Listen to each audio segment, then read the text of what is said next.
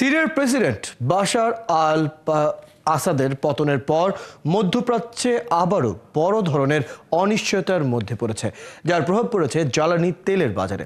সোমবার বিশ্ববাজারে জ্বালানি তেলের দাম আরও বেড়েছে। রয়টার্স বলছে, পরের সরবরাহ করা তথ্য এমন ব্রেন্ট ধরনের অপরিশোধিত তেলের দাম ৩৬ সেন্ট বা 0.51% বেড়ে $৭১.48 উঠেছে। অন্যদিকে বিশ্ববাজারে আরেকটি প্রধান ব্র্যান্ড যুক্তরাষ্ট্রের ওয়েস্ট টেক্স ইন্টারমিডিয়েট ব্যারেল প্রতি ৩৮ সেন্ট বেড়েছে।